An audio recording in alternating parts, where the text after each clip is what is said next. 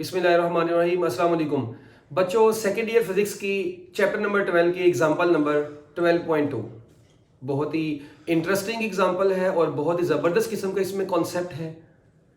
Question क्या है हम उसको पढ़ते हैं।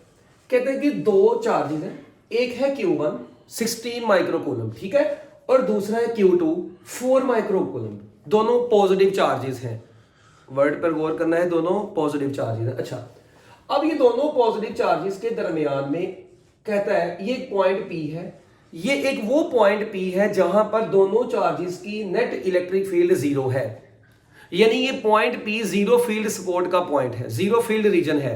आपको पता है दो सिमिलर चार्जेस के दरमियान में कहीं पर भी जीरो फील्ड सपोर्ट हो सकता है। अगर दोनों चार्जेस की मैग्नीट्यूड सेम होगी तो जीरो फील्ड सपोर्ट बिल्कुल मिड में हुआ करेगा, और अगर वो चार्जेस अनइक्वल मैग्नीट्यूड के होंगे तो जीरो फील्ड सपोर्ट हमेशा छोटे चार्ज के करीब बनेगा। वेरी इंपॉर्टेंट बात बताइए, ये याद रखना। अच्छा, अब कहते हैं जी ये क्योंकि देखें जीरो फील्ड सपोर्ट छोटे चार्ज के करीब बनते हैं, तो देखें ये पॉइंट भी छोटे चार्ज के करीब ही तो बनाया गया है। और कहता है कि ये जो डिस्टेंस है ना इस पॉइंट P का इस छोटे चार्ज से यानी Q2 से, ये डिस्टेंस आपने बताना है कि किस डिस्टेंस के ऊपर ये जीरो फील्ड सपोर्ट बना है। ठीक हो गया, जबकि दोनों चार्जेस एक दूसरे के साथ 3 मीटर के डिस्टेंस के ऊपर सेपरेट है।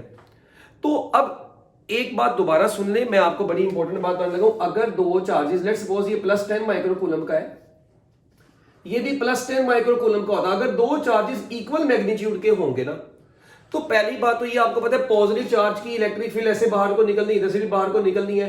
तो वो आप इलेक्ट्रिक फील्ड का पैटर्न जो पढ़ते हैं, आपको पता है कि इन्होंने एक दूसरे को रिपेल करना है, तो रिपल्शन के नतीजे में जीरो फील्ड सपोर्ट यहां पर बनता था, बिल्कुल इनके सेंटर में। अगर इक्वल मैग्नीट्यूड के होंगे तो अगर ये 10 सेंटीमीटर 10 मीटर का डिस्टेंस है ना ये, तो ऑब्वियस सी बात है अगर ये 10 मीटर का डिस्टेंस है तो ये 5 मीटर का होगा, ये भी कितने मीटर का होगा, 5 मीटर का होगा। ये तो सिंपल सी बात थी। मगर अगर एक चार्ज होता, अगर एक चार्ज है +10 माइक्रोकूलम का लेट्स सपोज, और दूसरा चार्ज बच्चों आपके पास होता +7 माइक्रोकूलम का, अब दोनों चार्ज डिफरेंट मैग्नीट्यूड के हैं। अब जीरो फील्ड सपोर्ट बच्चों आप लोगों ने देखना है कहां पर बनेगा। तो देखें इस चार्ज की वैल्यू ज्यादा, इसकी इलेक्ट्रिक फील्ड स्ट्रेंथ भी स्ट्रॉन्ग होगी, इसकी इलेक्ट्रिक फील्ड वीक होगी। इसका मतलब zero field support weaker electric field के करीब बनेगा, इसीलिए हम वो पॉइंट P को इधर कंसीडर करते हैं। अब क्वेश्चन में उसने कह दिया जी अगर लेट्स सपोज ये डिस्टेंस 10 मीटर का है, तो बताएं छोटे चार्ज से ये डिस्टेंस कितना है, ये बताएं।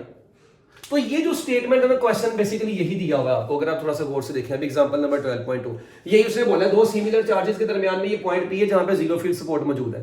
जीरो फील्ड सपोर्ट का मतलब है कि इस पॉइंट के ऊपर दोनों की नेट इलेक्ट्रिक फील्ड जीरो है, या दोनों इलेक्ट्रिक फील्ड स्ट्रेंथ इस पॉइंट के ऊपर उसने इक्वल कर देनी है। वो भी देख लेता हूं मैं, सोल्यूशन में बताता हूं। तो चलिए बच्चों अब हम यहां पर इसको लिखना शुरू करते हैं, इसके सोल्यूशन करना शुरू करते हैं।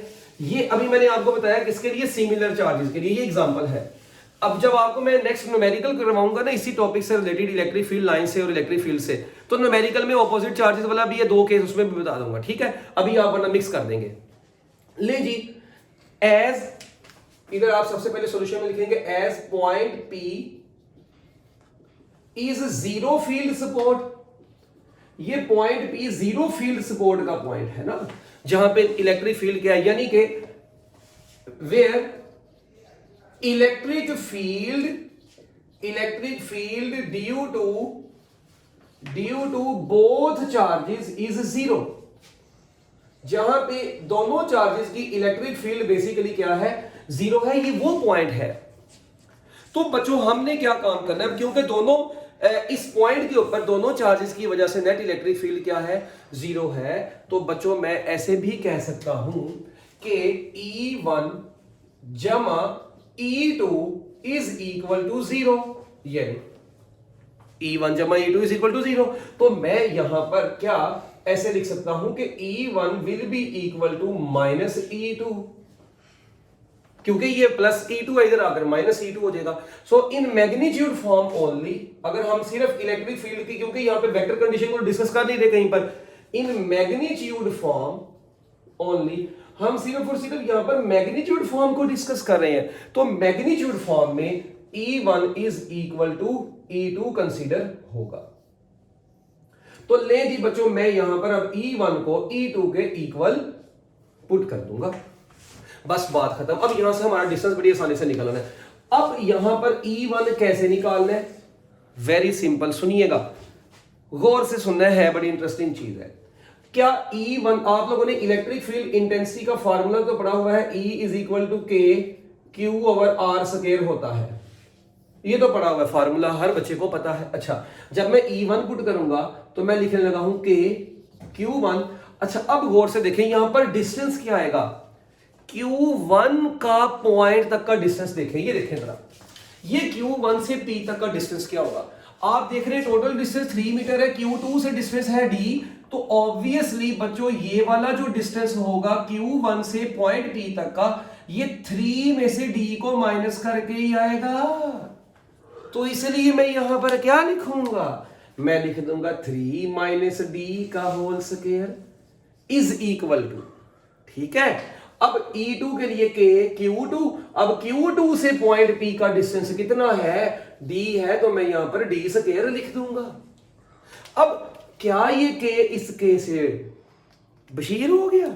तो बाकी बचा Q1 equal to sorry Q1 divided by 3 minus D, एक मिनट, D का whole square is equal to Q2 divided by D का स्क्वायर।